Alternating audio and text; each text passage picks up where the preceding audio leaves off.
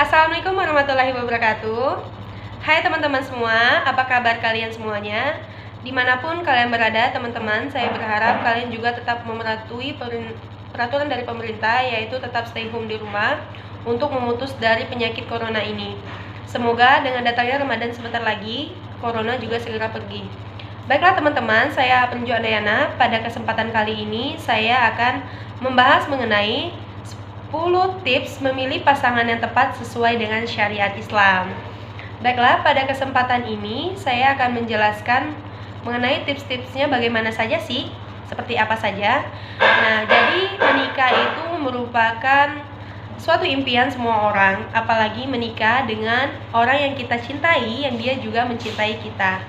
Nah, menikah itu juga bukanlah suatu hal yang sepele. Banyak sekali proses-proses yang harus kita lalui sebelum kita melanjutkan ke jenjang pernikahan.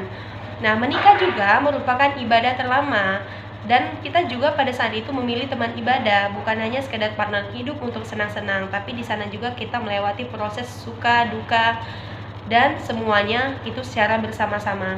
Nah, baiklah, daripada mukadimahnya panjang, kita langsung saja. Poin yang pertama, apa saja yang harus dipikirkan oleh teman-teman sebelum memilih pasangan yang tepat, terutama khususnya calon suami bagi kaum hawa. Nah, yang pertama itu harus beragama Islam.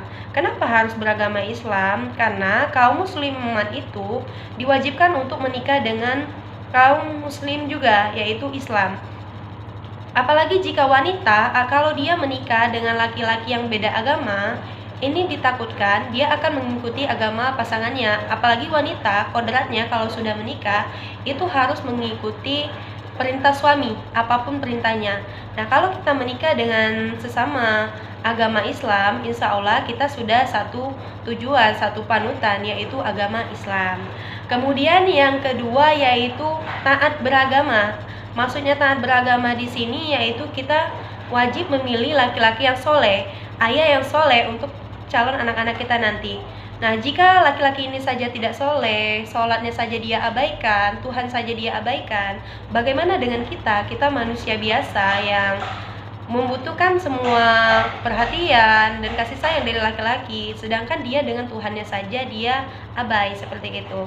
Jadi utamakan laki-laki yang taat beragama, jangan sampai salah ya teman-teman. Kemudian yang selanjutnya yaitu laki-laki yang menjauhi kemaksiatan.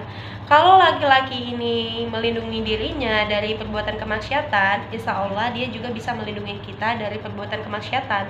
Tapi kalau dia sendiri cenderung kepada perbuatan maksiat, nah pastilah kita akan selalu diajaknya kepada perbuatan kemaksiatan, dan ini tentunya tidak akan membawa suatu keharmonisan di dalam keluarga, apalagi di rumah tangga kita nantinya. Dan kemudian yang selanjutnya kita harus menikah dengan laki-laki yang berjiwa pemimpin. Nah, Allah Subhanahu wa Ta'ala sendiri menjelaskan dalam Al-Quran bahwa manusia itu adalah khalifah, dan minimal dia itu khalifah bagi dirinya sendiri, yaitu dapat memimpin dirinya sendiri dalam memerangi hawa nafsu. Apalagi nanti ketika menikah, laki-laki akan menjadi imam atau panutan dari keluarganya nanti, dan dialah yang akan memimpin dan membawa keluarganya kemana. Kemudian yang selanjutnya adalah laki-laki yang mandiri dalam ekonomi. Kalau laki-laki saja masih bergantung kepada kedua orang tuanya, apa-apa masih minta sama orang tuanya, sedangkan dia nantinya setelah menikah itu harus menafkahi anak dan istrinya, tentu dia harus mandiri dalam ekonomi. Dan untuk wanita, kalian jangan pernah tergiur dengan laki-laki yang memiliki kekayaan, apalagi kekayaan itu dari orang tuanya. Tapi kalian harus menikah dengan laki-laki yang memiliki potensi kaya, yaitu dia rajin dalam berusaha dan lain-lain. Kemudian selanjutnya laki-laki yang bertanggung jawab. Kenapa penting sekali kita memilih laki-laki yang bertanggung jawab? Karena kalau dia sendiri tidak bertanggung jawab, bagaimana dia nanti menjalankan dalam rumah tangganya? Karena ketika menikah nanti, dia harus menafkahi anak dan istrinya, dan itu merupakan tanggung jawabnya. Kemudian juga laki-laki yang santun dan patuh kepada kedua orang tuanya. Nah, apabila perilaku laki-laki ini tidak santun kepada kedua orang tuanya, bisa dipastikan bagaimana dia memperlakukan Anda nanti. Tentunya dia akan memperlakukan Anda juga seperti sebagaimana orang tuanya. Jika dia menyayangi orang tuanya, maka dia akan juga menyayangi istri dan anaknya. Kemudian lagi laki-laki yang ingin memiliki keturunan dan subur. Karena rata-rata orang apabila sudah menikah itu ingin memiliki keturunan.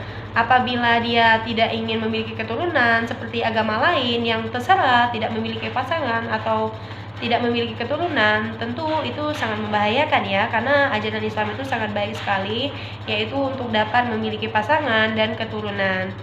Nah, itu saja yang mungkin dapat saya jelaskan dalam video ini.